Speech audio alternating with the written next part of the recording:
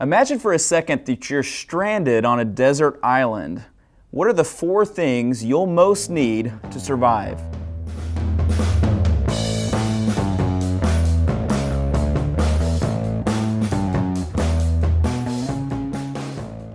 Welcome to another episode of the Digital Orthodontist. I'm Dr. Kyle Fagala, and if you took the time to answer that question, most of your answers probably revolved around 4 things. Food, water, shelter, and maybe fire, and maybe something else. For me, of course, the most important thing is none of those 4 things. It's actually sunscreen. I would need a lot of sunscreen on a desert island. Haha. Okay, so we're going to get into this episode today. We are not going to be talking about desert islands or survival tactics or the show Survivor. We're going to be talking, though, about surviving something else, and that is digital marketing or social media.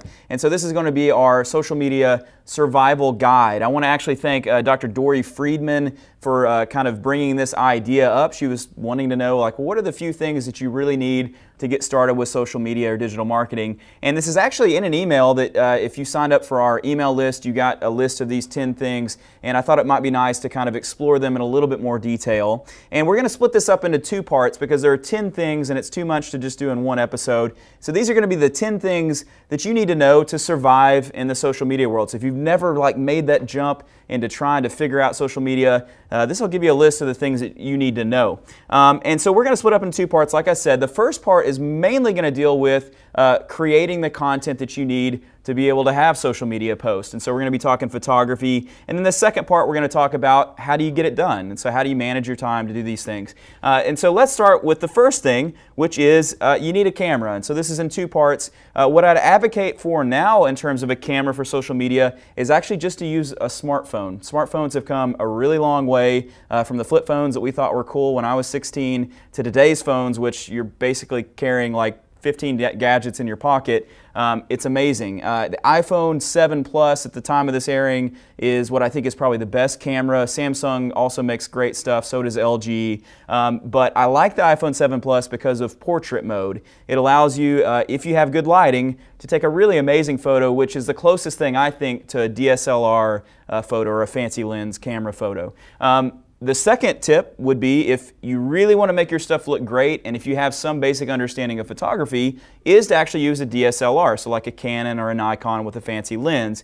If you're going to do that and you're not like super familiar with it, just set it to AV mode, that's aperture priority mode, and you can get some really good photos using that. For me, though, it makes the workflow a little bit longer, so I do prefer just to use a smartphone because you can use apps and it's a lot quicker and you can upload it straight to Facebook.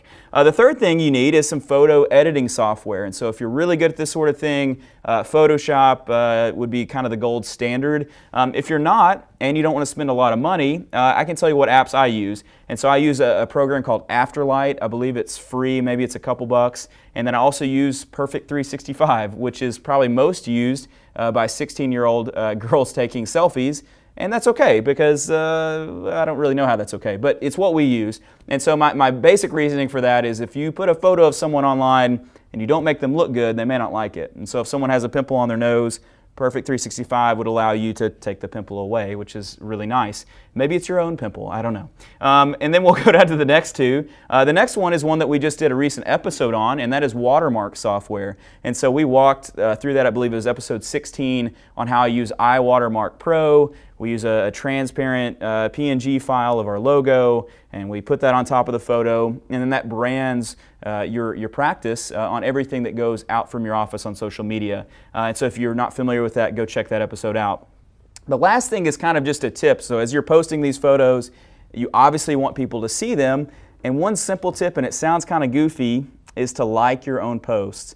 It's kind of amazing, but if a post has 0 likes and 0 comments on it, it's really unlikely that people are gonna, get the party started. So it's kind of like I was in a band at one point, and we'd have like a tip jar, and you'd never put an empty tip jar out. You'd always put a tip jar, and you'd kind of, put a few dollars in there to get it started. And so you want to do that with your posts, and it's a little bit lame, I guess, but like it, maybe have your wife like it, have someone in your office like it, and that'll kind of get the ball rolling. And so that is it for Today, on this part of the Social Media Survival Guide, we'll get into the next 5 parts. We'll talk about management, delegation, and how to make the most of your time with social media. If you have any other questions about these specific items, definitely hit me up on our Facebook group, The Digital Orthodontist. And from all of us here at The Digital Orthodontist, I'm Dr. Kyle Fagala, signing off.